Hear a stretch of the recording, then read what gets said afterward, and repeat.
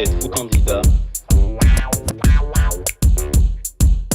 Quelque chose me dit d'ailleurs que je serai le dernier journaliste de France et de Navarre à vous poser cette question.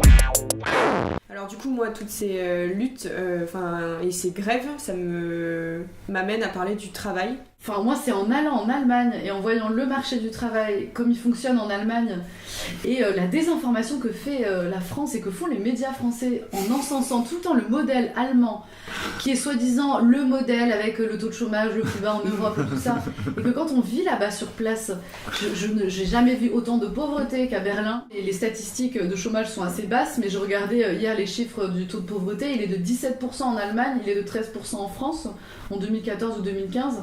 Enfin, si je prends des exemples de ce que j'ai pu voir, c'est pas évident. Un CDI, ça n'existe plus en Allemagne, ou très peu. C'est le recours au temps partiel énorme. J'ai vraiment... je suis pas restée moi là-bas parce qu'il fallait que je cumule 2 ou 3 temps partiels.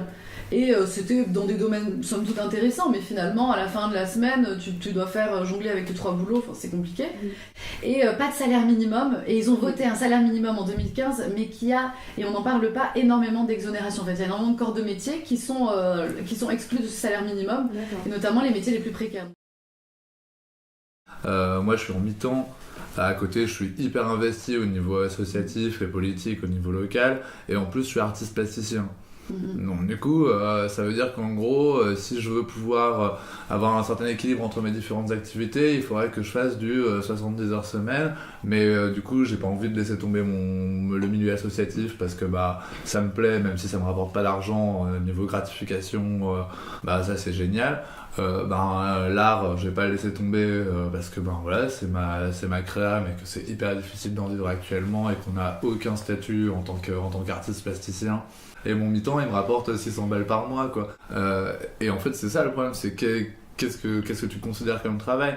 Est-ce que tu considères le travail salarié, bête et méchant, le job alimentaire que tu vas avoir comme une espèce de valeur, parce que si t'en as pas, t'es un assisté, ou est-ce que tu considères que je vais pas avoir de salaire, je vais me mettre au RSA, mais par contre je pourrais me consacrer entièrement à mon activité artistique, et mon activité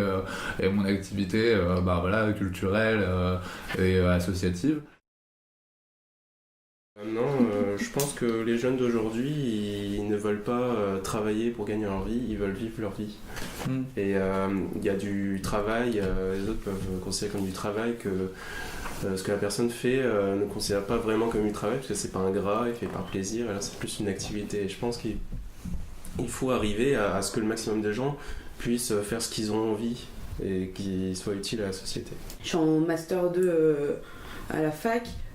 J'ai pas envie de devenir prof en histoire. D'accord. J'ai pas envie de devenir prof parce que c'est un milieu qui m'attire pas du tout, mais voilà, je fais ces études là parce que ça me plaît et je sais que derrière on me propose rien de vraiment digne et de vraiment Mais toi tu proposes quoi? La question c'est parce qu'il faut pas attendre que les gens viennent et tu vois, c'est aussi à un moment donné pour moi ce qu'il disait c'était très juste, c'est-à-dire que pour moi il y a un moment où pourquoi est-ce qu'on reconnaît pas des gens qui sont utiles à la société, des gens qui œuvrent pour la collectivité, qui sont dans des assos, qui sont je sais pas, qui font salarié d'une asso. Moi je suis salarié d'une asso, c'est possible. Enfin tu peux aussi trouver quelque chose qui te correspond et en fait ce que je voulais dire par là c'est pas que le but ça serait d'être salarié d'une asso. Je pense que moi j'ai vraiment envie que le travail ce soit quelque chose qui soit le travail au quotidien qu'on fait chacun pour la collectivité et pour les gens autour de soi, ça soit reconnu comme du travail et qu'on soit payé parce que de toute façon je veux dire, il y a un moment tu peux pas vivre dignement sans argent, sans un toit, sans pouvoir manger. Évident. Tout le monde a besoin d'un peu d'argent.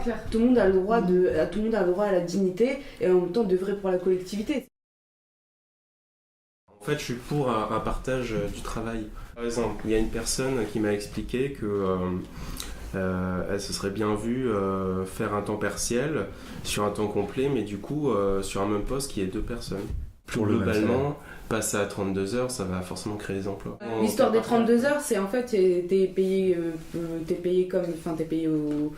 comme pour les 35 heures, sauf que tu travailles 32 heures. Partage du temps de travail. Oui, simplement ça.